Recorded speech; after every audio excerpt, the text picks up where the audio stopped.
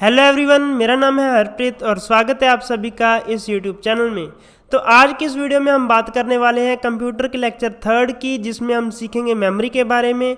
तो चलिए जी शुरू करते हैं बिना किसी टाइम वेस्ट किए। आज की इस वीडियो में आपको बहुत मज़ा आने वाला है क्योंकि आप सीखोगे बहुत ही अल्टीमेट चीज़ें, और मैं साथ साथ आपको दिखाता भी जाऊंगा कि रैम क्या है, रोम क्या है मेमोरी में, है ना।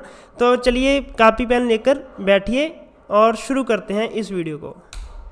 सबसे पहले मेमोरी कितने टाइप की होती है? मेमोरी होती है 2 प्रकार की होती है जी। कौन कौन सी होती है? प्राइमरी मेमोरी और सेकेंडरी मेमोरी। प्राइमरी मेमोरी को क्या बोलते हैं? प्राइमरी मेमोरी को मेन मेमोरी भी बोला जाता है, ठीक है जी। और सेकेंडरी मेमोरी को क्या बोलते हैं? सेकेंडरी मेमोरी को बोलते हैं ऑक्सिलरी मेमोरी बोलते हैं। जो प्राइमरी मेमोरी है उसका नेचर कौन सा है? उसका नेचर है जी वोलाटाइल, ठीक है जी। इसकी एग्जांपल है रैम और रोम। जो रोम है वो नॉन वोलाटाइल है, ये ध्यान रखें, ठीक है। जो रैम है वो वोलाटाइल है, जो रोम है नॉन वोलाटाइल है। जो पुराने मतलब पहले जो कंप्यूटर हिस्टोरिकली हमारे यूज़ किए जाते थे उनमें रोम भी वोलाटाइल थी। कैसे? अगर आपका कंप्यूटर बंद हो जाए तो विंडो उड़ने के चांसेस बहुत ज़्यादा थे, ठीक है, तो उसको वोलाटाइल में कंसिडर किया जाता था। बट अगर आपको एग्ज़ाम में पूछ लिया जाए कि रोम क्या है, अगर वहाँ पर ऑप्शन दिया है नॉन वोलाटाइल, वोलाटाइल, तो आप नॉन वोलाटाइल पर ही टिक करना, ठीक है जी। तो ये रैम है, ठीक है। ये वाला जो रैम है, ये वाला, ये आजकल चल रहे हैं जो मतलब गेमिंग वगैरह, गेमिंग पर्पज़ के लिए ये कोर्सायर की जो है रैम बहुत कॉस्टली होती है, तो ये चल रही है। और पहले ये वाली रैम्स चलती थी, ठीक है, आज भी चलती हैं, बट मतलब ज़्यादा आज इनको प्रेफर किया जाता है क्योंकि स्पीड वगैरह काफ़ी होती है इनकी। तो ये है रोम, जिसमें मतलब हमारा पर्सनल डाटा, पर्सनल यानी कंप्यूटर का प्राइवेट डाटा स्टोर होता है, जिसमें कंप्यूटर के सीरियल नंबर की इंफॉर्मेशन, कंप्यूटर के बायोस सेटअप, ऐसे इनमें स्टोर होते हैं, रोम में स्टोर होते हैं, ठीक है जी। तो अब बात करते हैं सेकेंडरी मेमोरी के बारे में। सेकेंडरी मेमोरी में देखो volatile, non volatile in nature है, इसमें पड़ा हुआ डाटा उड़ेगा नहीं है आपका, ठीक है। इसमें जो आपने डाटा सेव कर दिया वो आपका सुरक्षित है। इसकी जो एग्जांपल है हार्ड डिस्क हुई, फ्लॉपी डिस्क हुई, पेन ड्राइव हुई, या सीडी डीवीडी, ठीक है। सीडी का पूरा नाम क्या है? अगर पूछ लिया जाए सीडी का पूरा नाम क्या है, तो इसका पूरा नाम है कॉम्पैक्ट डिस्क, कॉम्पैक्ट डिस्क। और डीवीडी का पूरा नाम है digital video disc, digital video disc, ठीक है जी। तो ये देख सकते हो आप, ये एग्जांपल है, आप देख भी सकते हो। ये हार्ड डिस्क है, ये हार्ड डिस्क दूसरी है, जो एक्सटर्नल हम यूज़ करते हैं, ये इंटरनल बोलते हैं इसको।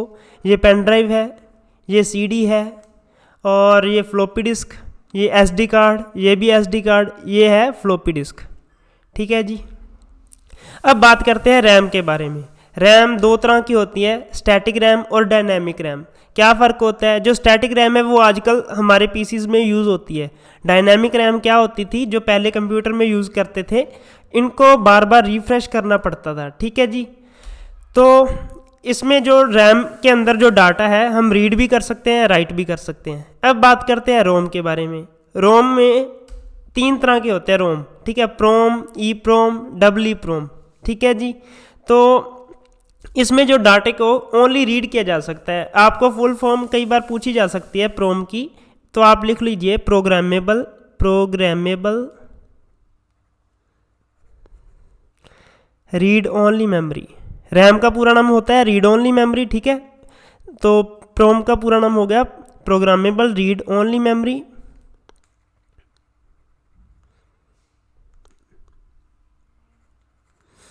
तो ई प्रोम का पूरा नाम हो गया erasable programmable read only memory, read only memory, ठीक है जी। डबल ई प्रोम का क्या मतलब है? इलेक्ट्रिकली इरेजेबल प्रोग्रामेबल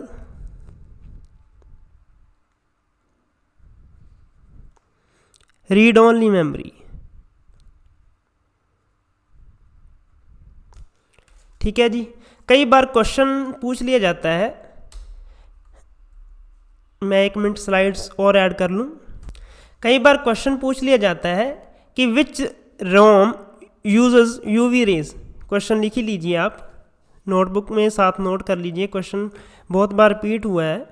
विच ROM uses ultraviolet rays, UV rays जिनको बोला जाता है, टू रेज इट्स कंटेंट। तो वो आएगी जी ई प्रोम। ठीक है, ई प्रोम। ई प्रोम का पूरा नाम क्या है? Erasable programmable read only memory. एक होती है जी कैशे मेमोरी। कैशे मेमोरी हम मोबाइलों में भी मोस्टली क्लियर करती है ना, कैशे मेमोरी।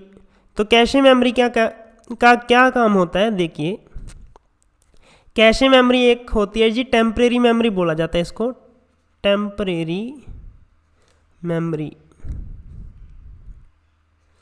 ठीक है जी, इसको लिखना चाहो तो लिख भी सकते हो, resided in between of main memory and CPU. ये मेन मेमोरी एंड सीपीयू के बीच होती है, मेन मेमोरी एंड सीपीयू। ठीक है, अगर मैं इसका डायग्राम बनाना चाहूँ तो ऐसे बना सकता हूँ, मेन मेमोरी, फिर आ गया कैशे मेमोरी। इसका मैं काम बता रहा हूँ अभी, ये लिख लीजिए पहले, कैशे मेमोरी और सीपीयू। इसका काम क्या होता है कैशे मेमोरी का?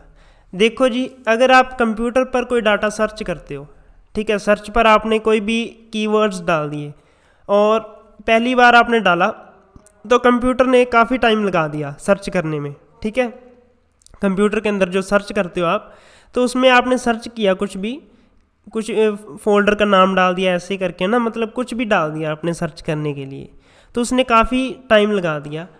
तो दूसरी बार अगर सेम वो आप मतलब कुछ दिनों बाद देखना, कुछ दिनों बाद सेम वही आप कीवर्ड्स डालो और सर्च करो तो वो बहुत जल्दी आ जाता है। क्यों जल्दी आ जाता है? क्योंकि सबसे पहले जब सीपीयू पर हम पहले बार सर्च का परफॉर्म करते हैं ना, सर्च का परफॉर्म करते हैं, तो ये ढूंढता है मेन मेमोरी में। ठीक है, जब वही डाटा हमको मिल जाता है मेन मेमोरी से, वो टेम्परेरीली कैशे मेमोरी में जाकर स्टोर हो जाता है। अगर दूसरी बार हम वही डाटे को सर्च करते हैं तो ये कैशे मेमोरी से ही उठा लेगा, इसलिए टाइम कम लगेगा। समझ लगी? अगर नहीं लगा तो एक बार वीडियो को रिपीट करके सुनना, थोड़ा सा बैक करके। ठीक है जी, तो अब बात करता हूँ सेकेंडरी मेमोरी के बारे में। सेकेंडरी मेमोरी क्या होती है? ये होती है जी परमानेंट मेमोरी। परमानेंट मेमोरी, ठीक है जी। परमानेंट मेमोरी में क्या होता है? एग्जाम्पल इसकी हार्ड डिस्क हो गई। ठीक है जी, कई बार क्वेश्चन पूछा जाता है फर्स्ट हार्ड डिस्क कितने जीबी की थी? फर्स्ट हार्ड डिस्क का जो साइज़ कितना था, कितने जीबी की थी? 10 जीबी की थी पहली हार्ड डिस्क। उसके बाद कैसे आई? 10 जीबी, 20 जीबी, 30 जीबी, 40 जीबी, ऐसे करके बढ़ती गई। बता देता हूँ कब तक कितनी मैक्सिमम साइज तक चल चुकी है अभी तक। 320 जीबी और 500 जीबी और 1 टेराबाइट। 1 टेराबाइट तक अब तक हार्ड डिस्क तैयार हो चुकी है। आने वाले टाइम में 2 टेराबाइट की भी तैयार होने वाली है। बस थोड़े टाइम बाद आप देखोगे 2 टेराबाइट की हार्ड डिस्क भी आपको मार्केट में मिल जाएगी। अभी रिसर्च चल रही है, ठीक है, सैंपल तो आ चुके हैं उनके, बट अभी टेस्टिंग चल रही है उनके ऊपर। तो एक होती है जी फ्लॉपी डिस्क। फ्लॉपी डिस्क के बारे में भी आप जान ही लो। फ्लॉपी डिस्क 2 तरह की होती थी, 3 तरह की। उनके साइज़ के आधार पर ये 3 तरह की थी। पहले से थी 8 इंच की, फिर थोड़ी सी छोटी कर दी गई, उसको वो कर दी गई 1/4 इंच की। फिर और थोड़ा सा छोटा साइज कर दिया गया, ये 3.5 इंच की ये फ्लॉपी डिस्क बना दी गई। ठीक है, फर्स्ट फ्लॉपी कितने साइज की थी? फर्स्ट फ्लॉपी डिस्क का साइज था 8 इंच। ठीक है जी, तो जो सुपर कंप्यूटर होते हैं सुपर कंप्यूटर जो मतलब पीछे सुपर कंप्यूटर आपने करंट में ही पढ़े होंगे ना। सुपर कंप्यूटर में जो फ्लॉपी डिस्क होती है उसका साइज़ कितना होता है, मतलब अकॉर्डिंग टू उसकी मेमोरी के अकॉर्डिंग उसका साइज़ कितना होता है सुपर कंप्यूटर में। तो उसकी फ्लॉपी डिस्क का साइज़ होता है 500 MB का, 500 MB का स्टोरेज के आधार पर, ठीक है। एक होता है magnetic tape, magnetic tapes. Magnetic tapes आप सभी ने देखी है ना। मैग्नेटिक टेप ऐसे थी जैसे पहले कैसेट चला करती थी, ठीक है। ऐसे करके जो कैसेट थी ये हम सुनते थे, जैसे वो डेक में लगाते थे ना, ऐसे करके कैसेटें थी, ऐसे चलती थी वो। तो इसमें जो मैग्नेटिक टेप होती हैं इसमें भी एक फीता होता है जिसमें डाटा स्टोर होता है, ठीक है।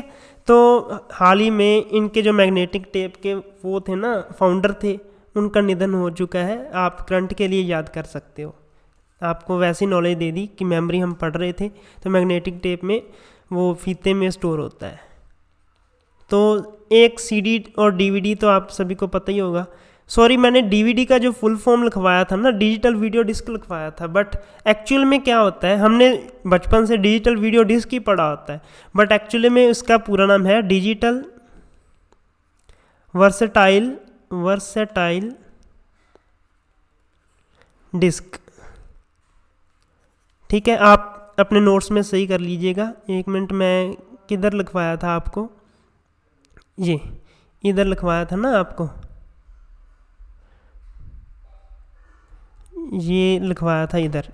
इसका नाम चेंज कर लो आप, इसका नाम है डिजिटल वर्सेटाइल डिस्क। डिस्क को कई बार ऐसे डाल देते हैं, ऐसे ही डाल देते हैं, ठीक है। तो ये थी मेमोरी हमारा कंप्लीट हो चुका है। अगर कहते हो तो नेक्स्ट लेक्चर में कंप्यूटर लैंग्वेज करवा दूंगा, ठीक है। जो C लैंग्वेज है वो नेक्स्ट लेक्चर में कर लेंगे, ठीक है, C लैंग्वेज वगैरह। तो आप उलझ मत जाना, मेमोरी को एक बार अच्छे से रीड करिए। अगर कोई डाउट हो तो नीचे कमेंट करना मत भूलिएगा। चैनल को सब्सक्राइब कर दीजिएगा, वीडियो को लाइक कर दीजिएगा, तो अपने दोस्तों के साथ भी इसको शेयर कर दीजिएगा। और हमारी सपोर्ट करने के लिए आप नीचे हमारे साथ जुड़ सकते हो टेलीग्राम में, डिस्क्रिप्शन में मैंने लिंक पिन कर दिया है, ठीक है।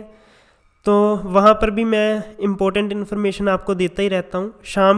रोज़ शाम को टेस्ट होता है एक क्वेश्चन के ज़रिए, जो आप वीडियो में देखते हो, तो शाम को वो मैं क्वेश्चन भी डालता हूँ, तो आप वो भी जाकर टेलीग्राम में अटैम्प्ट कर सकते हो, ठीक है जी।